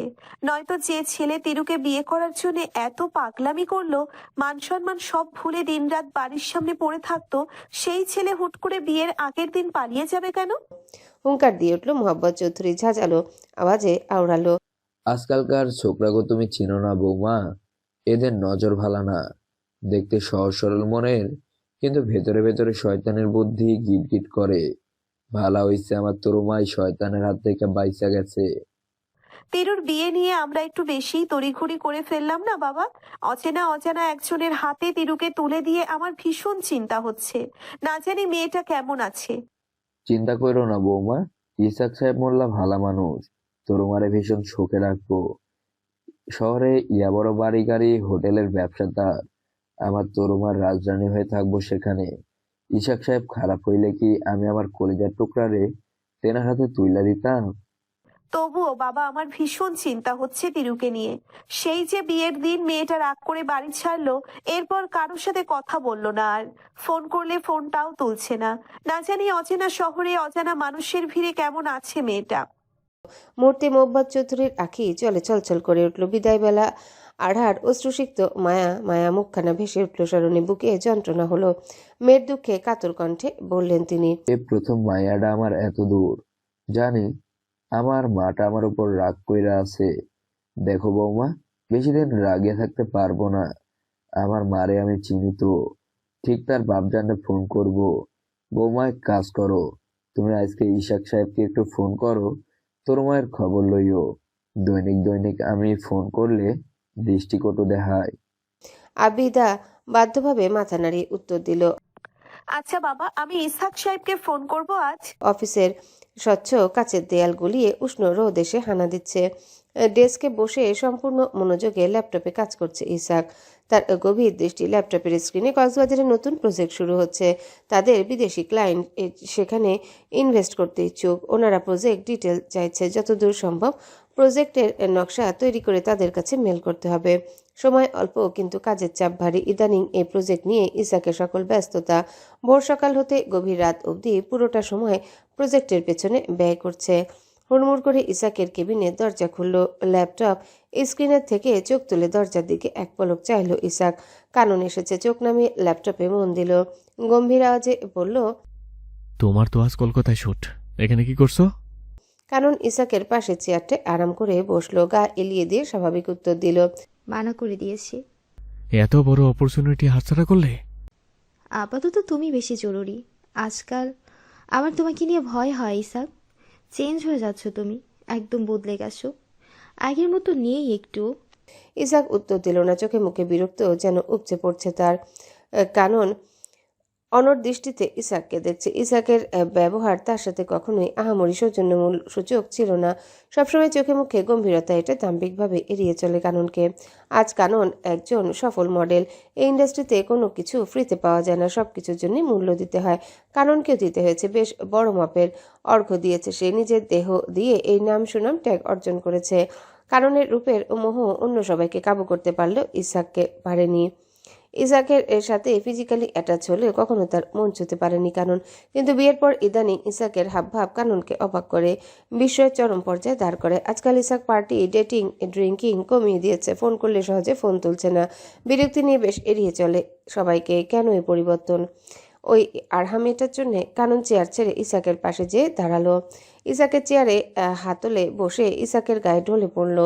গালে আঙ্গুল বুলাতে বুলাতে বেশ আবেদনময়ী আহ্লাদি কণ্ঠে বলল, আজ অফিস আওয়ারের পর আমার ফ্ল্যাটে চলো। কতদিন একসাথে টাইম স্পেন্ড করা হয় না আমাদের। ভীষণ ক্লান্ত দেখাচ্ছে তোমাকে। চলো, আজ তোমার সব টেনশন রিলিফ করে দিব আমি। ঝাড়ি দিয়ে কাননের হাত ছুড়ে দিল ইসাক, কণ্ঠে গম্ভীরতা এঁটে। সময় নেই আমার, বাড়ি ফিরতে হবে। কাননের রাগ হলো, প্রচণ্ড রাগ। সে জানে ওই মেয়েটার জন্য ইসাক তাড়াতাড়ি বাড়ি ফিরতে চাইছে। অধৈর্য কণ্ঠে কানন বলল, কেনই তাচ্ছিল্য? ওই মেয়েটার জন্য? ওর মোহে জড়িয়ে গেছো তুমি? ভুলে গেছো তোমার প্রতিশোধ? 1.5 মাস হয়ে গেছে ইসাক। খুন করে ওই ছেলেবাজ মেয়েটার চ্যাপ্টার এখনো ক্লোজ করছো না কেন? ক্ষেপে উঠল ইসাক। শক্তভাবে কাননের চুলের মুঠি পেঁচিয়ে ধরল। দৃষ্টি দিয়ে যেন আগুন ঝরছে তার। রাগে ফোঁস করতে করতে বলল, আরহার ব্যাপারে একটাও বাজে কথা নয়। এটা আমার প্রতিশোধ। আমি বুঝবো আমি কার সাথে কেমন ব্যবহার করব। কার মায়া জড়াবো তা একান্তই আমারই ব্যক্তিগত ব্যাপার। কাউকে জবাবদিহি করতে বাধ্য নই আমি। 2 দিন বিছানার জায়গা দিয়ে দিয়েছি কি? সাপের পাশ পা দেখে ফেলেছিস? অন্ধকার নিষিদ্ধ পল্লীর পতিতা তুই। তোর স্থান আমার জলসাগরে, আমার গৃহে নয়। সব শেষ। এরপর তোর এই নোংরা মুখ দ্বিতীয়বার দেখতে চাই না আমি। Get out. কানন প্রচণ্ড অপমানে থা হয়ে আছে। কয়েকদিন আগে অবধি যাকে খুন করার অদম্য প্রতিজ্ঞা করেছে, আজ তার বিরুদ্ধে কথা শুনতে পারছে না ইসাক। ব্যাপারটা বেশ সন্দেহজনক লাগলেও কাননের এত অপমান, এত তাচ্ছিল্য সহ্য করতে পারছে না সে। হতে পারে সে নিষিদ্ধ পল্লীর পতিতা, কিন্তু তার ভালোবাসা তো মিথ্যা না। সেই ছোট থেকে আজ অবধি যে মানুষটার স্বপ্ন দেখেছে, ভালোবেসেছে, আজ সেই স্বপ্ন পুরুষ হতে এত তাচ্ছিল্য অপমান নিতে পারছে না কানন। দুঃখ, কষ্ট, অপমানে আঁখিদয় টলটল করছে। প্রতিবাদ করতে চাইল খুব, কিন্তু ইসাকের রক্তিম দৃষ্টি দেখে দমে গেল সে। প্রতিবাদের স্বর কোথাও মিলিয়ে গেল। এক বুক কষ্ট নিয়ে মিনমিন করে বলল, আমার ভালোবাসাকে জঘন্যভাবে প্রত্যাখ্যান করেছো তুমি। খোদা করুক তোমার ভালোবাসার মানুষটাও তোমাকে এমন জঘন্যভাবে প্রত্যাখ্যান করুক। ইসাক তড়াক করে ঘাড় ফিরিয়ে কারণের দিকে ভস্ম করা দৃষ্টিতে তাকালো, চিৎকার করে বলল, আই সে গেট আউট। এখানে আর 1 সেকেন্ড দেরি করলে আমার হাতে খুন হবি তুই, নিশ্চিত। ভয়ে থতমত খেয়ে গেল কানন। দ্রুত পায়ে কেবিন ছেড়ে বেরিয়ে গেল। সন্ধ্যা নেমেছে অনেকক্ষণ, পুরো ঘর জুড়ে ঘুটঘুটে অন্ধকার। বিকালের দিকে ঘন বর্ষণ হয়েছে, যার ছাপ এখনো রয়ে গেছে। দক্ষিণের জানালা হতে হিম হাওয়া তরবর করে ঢুকছে। গায়ে মোটা চাদর জড়িয়ে জড়সড় ভাবে বিছানার মাঝ বরাবর শুয়ে আছে আরহা। হঠাৎ মাথার কাছে মুঠোফোনের যান্ত্রিক স্বর বেজে উঠল। ধরফড় হয়ে উঠে বসলো আরহা। ভারী নিঃশ্বাসে বুকের ওঠানামা বাড়ছে। শুকনো ঢোক গিলে বিছানা হাতিয়ে ফোনটা খুঁজে বের করলো। মেসেজ অপশন খুলতে ঝটকা লাগলো। মন মেজাজ তিক্ত অনুভূতিতে জড়িয়ে গেল। তোমার চারপাশে সবকিছু ইসাক ইব্রাহিমের তৈরি গোলক ধাঁধা। এই বাড়িতে শুধু তুমি একাই বন্দি নও, তোমার মতো আরো একজন আছে বন্দিনী। তুমি যা দেখছো সবটাই ধোঁয়াশা। প্রাণে বাঁচতে চাইলে এখান থেকে পালিয়ে যাও, এই বাড়ি ছেড়ে অনেক দূরে পালিয়ে যাও। আবারও সেই অপরিচিত নাম্বার হতে বার্তা। বিয়ের পর এমন একের পর এক সতর্ক সূচক বার্তা আসছে আরহার ফোনে। প্রথম জারাফের কর্ম ভেবে তেমন গুরুত্ব না দিল আজকাল ব্যাপারটা আরহাকে বেশ ভাবাচ্ছে। যারা বা অপরিচিত কেউ আরহার বর্তমান অবস্থান সম্পর্কে কি করে জানবে? কেউ কি করে জানবে আরহাই বাড়িতে বন্দি? অনেকক্ষণ ভাবনা চিন্তায় কাটিয়ে বিছানা ছেড়ে উঠে দাঁড়ালো আরহা। এ বাড়িতে একা থাকতে থাকতে সময় অসময়ে নিয়মকানুন সব ভুলে গেছে সে। বাড়িতে এমন বেখেয়ালিপনা করলে নিশ্চয়ই ভাবি মায়ের খুব বকুনি শুনতে হতো তাকে। লম্বা লতানো কেশগুলো হাত কপা করতে করতে সুইচ বোর্ডের দিকে এগিয়ে গেল আরহা। আলো জ্বালিয়ে পিছনে ফিরতেই আটকে উঠল সে। 2 কদম পিছিয়ে গেল। আখি জোড়া বড় বড় হয়ে এলো। বুকে হাত রেখে ভারী নিঃশ্বাস ফেলতে ফেলতে ভরকে যাওয়া কণ্ঠে বলল আরহা। আপনি এখানে? বিছানার সামনাসামনি ডিভানটায় স্বাভাবিক ভঙ্গিতে বসে অনড় দৃষ্টিতে তাকিয়ে আছে ইসাক। গায়ে কালো শার্ট, তাই হয়তো আরহার চোখে পড়েনি। আরহাকে এভাবে ভরকে যেতে দেখে কিঞ্চিত হাসলো ইসাক। এই প্রথমবার ইসাককে হাসতে দেখলো আরহা। হোক না সামান্য, কি সুন্দর স্বচ্ছ হাসি। কয়েক পলক ইসাকের মুখ পানে চেয়ে থাকলো আরহা। চোখাচোখি হতেই দৃষ্টি নামিয়ে নিল সে ইসাকের স্বাভাবিক আওয়াজ। রিল্যাক্স, আপনার সাথে কিছু কথা বলেছিল আমার। আমি ফ্রেশ হয়ে আসি। ওকে। পুরো 20 মিনিট সময় নিয়ে ফ্রেশ হয়ে এলো আরহা। ওয়াশরুম থেকে বেরিয়ে দেখলো ইসাক আগের জায়গায় কফির মগ নিয়ে অপেক্ষা করছে তার।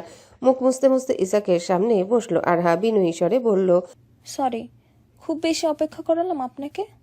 কফির মগটা আরহার দিকে এগিয়ে দিতে বলল Isaac. It's okay, don't be sorry. খোপা খুলে কেশ এলোমেলো হয়ে আছে। বাহিরে হিম হাওয়ায় আরহার অবাধ্য কেশ উঠছে। মুখশ্রী কৃত্রিম সৌন্দর্যের বিলীন। আখি পল্লব বিন্দু বিন্দু জলে ভারী। ভীষণ স্নিগ্ধ লাগছে তাকে। কয়েক পলক থম মেরে আরহার মুখ পানে চেয়ে রইল ইসাক। দৃষ্টি সরছে না তার। লক্ষ্য করলো আরহা। কফির মগে চুমুক দিতে দিতে বলল সে। আপনার কফি ঠান্ডা হয়ে যাচ্ছে ইসাক সাহেব। ভাবনাচ্ছেদ হলো ইসাকের। দৃষ্টি সরিয়ে গলা ঝেড়ে স্বাভাবিক হলো আরহা। নতজানু হয়ে বলল, কিছু বলতে এসেছিলেন আপনি? ইসাক স্বাভাবিক কণ্ঠে বলল, আপনার ভাবিমা কল করেছিলেন, রোদপুরে যেতে বলেছেন আমাদের। নড়ে চড়ে বসলো আরহা। চেহারায় উদাসীনতার আভাস, কণ্ঠে একরাশ অভিমান এঁটে বলল, যাব না আমি ওই রোদপুরে, কোনোদিন পা ফেলবো না আর। এত রুষ্টতা অভিমানের পেছনে কারণটা কি আমি? আমার সাথে বিয়ে হয়েছে এটাই কি ওনাদের সাথে আপনার এত রাগ অভিমান? উত্তর দিল না আরহা। চুপ রইল। আরহার মনতাকে সম্মতি ভেবে নিল ইসাক। ধীর আওয়াজে বলল, আমাকে আপনার এত অপছন্দ হয় কেন আরহা? আমার বয়সের জন্য কি? যদি তাই হয় তবে আমার আফসোস থাকবে চিরকাল। আপনি আমার জীবনে আরো আগে এলেন না কেন? আরহা কিছুক্ষণ চুপ থাকলো।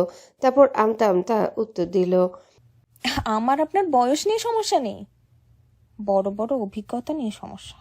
ভ্রু কুচকে এলো ইসাকের। ভরকে যাওয়া কণ্ঠে বলল, বড় বড় অভিজ্ঞতা? আপনি আমার থেকে গুনে গুনে 14 বছরের বড়। নিশ্চয়ই ওই 14 বছরে আপনার জীবনে অনেক নারীর আগমন হয়েছে, তাই তাই আপনার অভিজ্ঞতা অনেক। ভীতুস্বরে উত্তর দিল আরহা। কয়েক পলক আরহার দিকে চেয়ে হো হো শব্দ করে হেসে উঠল ইসাক। আরহা পিটপিট দৃষ্টি মেলে ইসাকের দিকে চেয়ে রইল শুধু। ভীষণ আকর্ষণীয় লাগছে মানুষটাকে। চোখ ফেরানো যাচ্ছে না একদম। বেশ কিছুক্ষণ পর হাসি থামলো ইসাকের। স্বাভাবিক হয়ে বলল, আরহা, আপনার বয়স অল্প। এই অল্প বয়সে মন নিয়ে অত নাড়াচাড়া না করেই ভালো। মাথা থেকে সব এলোমেলো ভাবনা চিন্তা ঝেড়ে ফেলে স্থির থাকেন আপনি। আমি আপনাকে জোর করব না। যদি আপনার কখনো মনে হয় আমাকে প্রয়োজন, একটা ইশারা করবেন শুধু। আবারও দুজন চুপ, ঘর জুড়ে ভিনপতন, নীরবতা গুছিয়ে ইসাক বলল, গান শুনবেন আরা? কে গাইবে? আপনি? আপনি গানও জানেন নাকি? এই তো একটু একটু। তাহলে অবশ্যই শুনবো। শর্ত আছে, আমার ঘরে গিয়ে শুনতে হবে আপনাকে। দৃষ্টি ঝুঁকিয়ে কয়েক সেকেন্ড কিছু একটা ভেবে স্মিত হেসে ঝটপট উত্তর দিল আরহা। আচ্ছা ঠিক আছে। ইসাকের ঠোঁটে বিশ্বজয়ী হাসি, যেন এই অপেক্ষাতেই ছিল সে। টুংটাং গিটারে সুর বাজছে, চোখ বুজে নিমিষে গলা ছেড়ে গান গাইছে ইসাকের প্রত্যেক সুর, প্রত্যেক শব্দ গভীরভাবে দাগ কাটছে আরহার মনে। আরহা নিমিষ গাঢ় দৃষ্টিতে তাকিয়ে আছে ইসাকের পানে। অন্ধকার ঘরটা মৃদু মৃদু কৃত্রিম জ্যোতিতে সাজানো, ঘুটঘুটে অন্ধকার ভাবটা কাটিয়েছে খুব। বিয়ের পর এই 1.5 মাস প্রথমবার এই ঘরে পা ফেলেছে আরহা। এমন না যে ইসাক মানা করেছে বা বাধা দিয়েছে, আরহা নিজে থেকেই আসে না। কেমন যেন কোনো এক অদৃশ্য শিকড় পা আঁকড়ে ধরে, মনে সংকোচবোধ কাজ করে তার। তখন চোখাচোখি হবে এই ভেবে ঠিকঠাক ইসাকের দিকে তাকায়নি আরহা। ইসাক আরহা হতে অনেকটাই উঁচা। আরহা কখনো তার দিকে মাথা তুলে তাকায় না, সর্বদা মাথা নুইয়ে থাকে, বড়জোর গলা অবধি দৃষ্টি উঠায়। কখনো এর উপর তাকানোর সাহস হয় না তার। কিন্তু এখন যখন সুযোগ মিলেছে, সেই সুযোগ হাতছাড়া করবে না সে।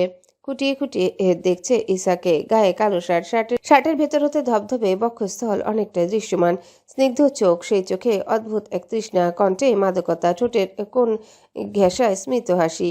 ব্যাকব্রাশ করা চুলগুলো বাহিরে ধমক খাওয়ায় এলোমেলো উঠছে। কি মোহিত লাগছে মানুষটাকে। এই মানুষটার প্রতি এত মায়া জাগছে কেন তার? কেন মুখখানা একটু ছুঁয়ে দিতে সাজ জাগছে? এমন এলোমেলো চিন্তা ভর করছে কেন মাথায়? সে কি এই লোকটার মায়া জড়াচ্ছে? গান শেষ হলো ইসাকের। চোখ খুলে সম্পূর্ণ দৃষ্টিতে তাকালো আরহার পানে। চোখাচোখি হলো দুজনার। ইতস্তত হয়ে দৃষ্টি নামিয়ে নিল আরহা। ঠোঁটের কোণে হাসি রেখে উচ্চলিত কণ্ঠে বলল আরহা, বাহ, বেশ সুন্দর গান করেন তো আপনি। আপনার পছন্দ হয়েছে? খুব হয়েছে। জানেন, আমার খুব ইচ্ছে ছিল গিটার বাজানো শিখব, কিন্তু বাবা ভাইজানদের দৃষ্টি এড়িয়ে কখনো শেখা হয়নি আর। এখনো সেই ইচ্ছা আছে? আপনি চাইলে অফিস শেষ করে আমি আপনাকে শেখাতে পারি। আনন্দে নেচে উঠল আরহা। খুশিতে গদগদ করে বলল, আপনি সত্যি আমাকে শেখাবেন? হেসে ফেলল ইসাক। হ্যাঁ সূচক মাথা নাড়ালো শুধু। ইসাক হাতে ইশারা করে ডেকে বলল। এদিকে আসুন আরা। ইসাক আরহার হাতে সামান্য দূরে খোলা বারান্দা বেতের চেয়ারে বসে আরাম কেদারা ছেড়ে উঠে দাঁড়ালো আরহা। কোনরূপ নির্ঝঞ্ঝাট ছাড়া এগিয়ে গেল। নিজের পাশে বসার ইশারা করলো ইসাক। নিঃসংকোচে বসলো আরহা। এই মুহূর্তে তার মনে কোনো সংকোচ ভয়ভীতি কাজ করছে না। মনে চলছে অফুরন্ত আনন্দ, মস্তিষ্কে ঘুরছে শিখার আগ্রহ। ইসাক আরহার কোলে গিটার রেখে পেছন থেকে নিজের বাহু ডোরে আঁকড়ে ধরল আরহাকে। এক হাতে আরহা অবিন্যস্ত এলোমেলো কেশ গুছিয়ে বা কাঁধে এনে রাখলো। চিবুক ঠেকলো আরহার কাঁধে। কেঁপে উঠল আরহা। সারা গা জুড়ে এক হিম হাওয়া বইতে লাগলো। আকস্মিক ঘটনার থম মেরে রইল শুধু। ইসাক আরহার ডান হাত নিজের হাতের মুঠোয় নিয়ে গিটারে তার ছোঁয়ালো। ঝনঝন করে বেজে উঠল তার। গিটারের তারের সাথে পাল্লা ধরে যেন আরহার বুকটাও কাঁপছে।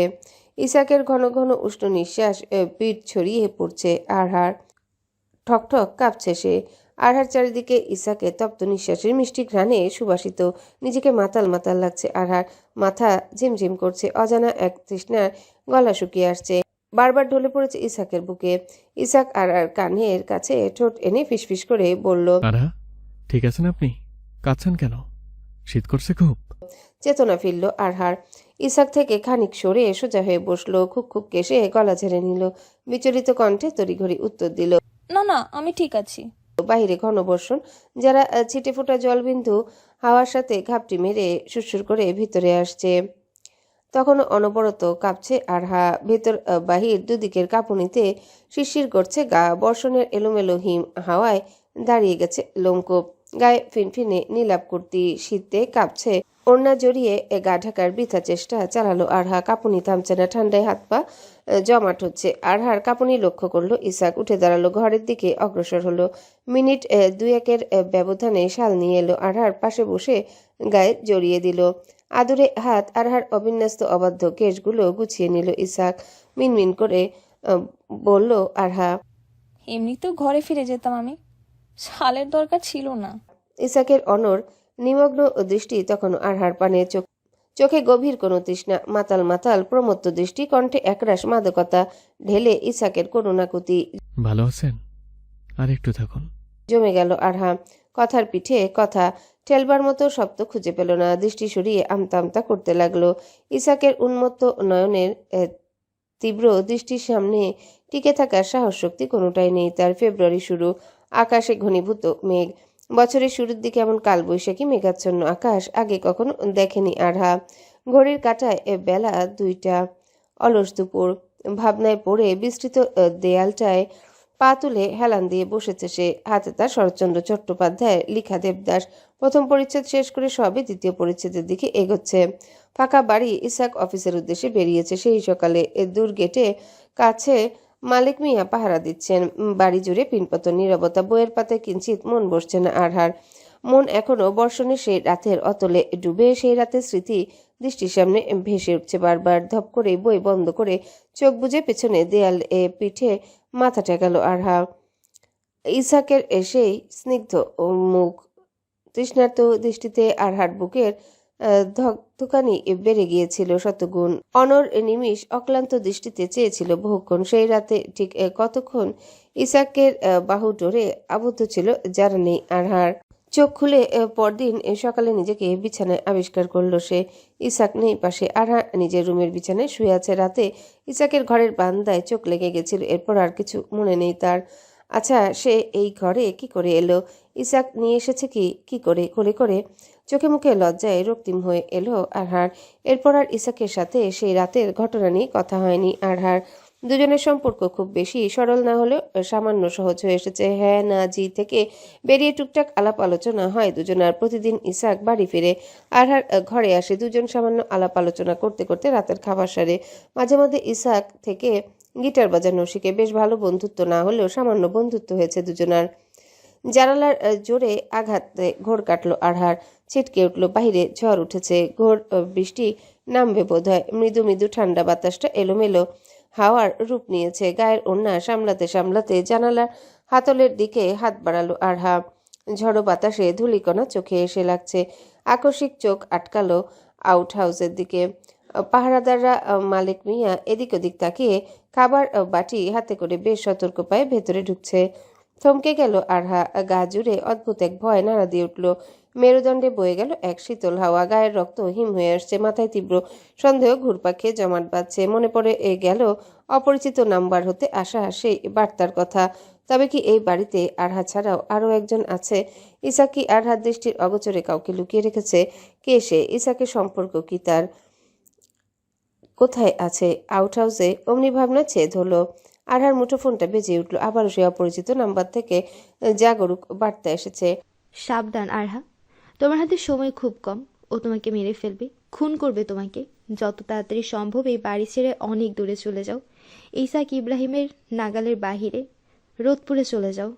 আরহার শরীর থরথর কাঁপছে। অসাবধানতায় হাত ফসকে ফোনটা মাটিতে পড়ে চূর্ণ বিচূর্ণ হয়ে ছড়িয়ে পড়ল। সেদিকে খেয়াল নেই আরহার। থম মেরে দাঁড়িয়ে থাকলো। শুধু মাথায় হাজারো প্রশ্ন ঘুরঘুর করছে। কে এই ব্যক্তি? কি তার পরিচয়? কেন আরহাকে সাবধান করছে? কি চায় সে? সত্যি কি ইসাক সাহেব তাকে মারতে চায়? কথাটাই বা কতটুকু যুক্তিসঙ্গত? যদি ইসাক সাহেবের তাকে মারার হতো তবে এখন অব্দি বাঁচিয়ে রেখেছে কেন?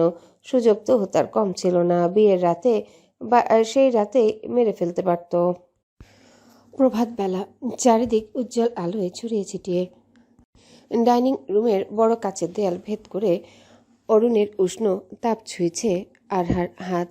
নাস্তার টেবিলে ফলমূল, বিদেশি খাবার। এসব বিদেশি খাদ্যাভ্যাসে অভ্যস্ত না আরহা, কিন্তু লজ্জায় মুখ ফুটে কখনো বলা হয়নি ইসাকে।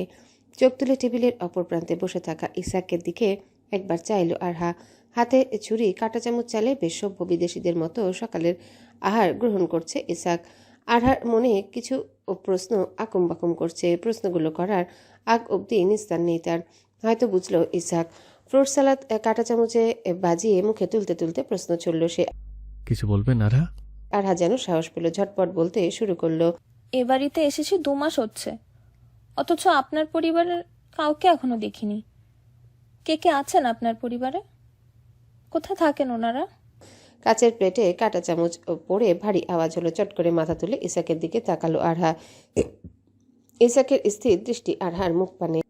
আর এই দৃষ্টির অর্থ রাগ, জেদ বা অন্য কোনো অনুভূতি কিনা বুঝলো না আরহা। কিছুক্ষণ চুপ থেকে বেশ শান্ত আওয়াজে উত্তর দিল ইসাক। আমার কোনো পরিবার নেই। শেকড় ছাড়া কেউ বাঁচে নাকি? আপনারা কেউ আছে নিশ্চয়, বাবা মা ভাই বোন বা কোনো চাচা। বের হচ্ছি, আমার অফিসের জন্য লেট হচ্ছে। কথা কেটে চট করে উঠে দাঁড়ালো ইসাক। নাস্তা না সেরে হন্তদন্ত ক্ষিপ্ত হয়ে বাড়ি থেকে বেরিয়ে গেল। ইসাকের যাওয়ার দিকে খানিকক্ষণ তাকিয়ে থাকলো আরহা। হুট করেই রেগে গেলেন কেন উনি? আরহা এমন কি বলেছে? দৃষ্টি তীক্ষ্ণ হলো, সন্দেহের জট আরো গাঢ় হলো আরহার। অলস দুপুর, মধ্যাহ্ন ভোজ সেরে নিজের ঘরের বিছানায় গা এলিয়ে দিল আরহা। প্রশ্নবিদ্ধ দৃষ্টিজোড়া মাথার উপরে সিলিংয়ে থেমে। মাথায় হাজারো রহস্য জট ঘুরঘুর করছে। আখিদয়ের দূর দূরান্ত পর্যন্ত নিদ্রার বালাই নেই। এমন সময় মুঠোফোনে আবারও বেজে উঠল। সেই অপরিচিত নাম্বার হতে আবারও বার্তা এসেছে।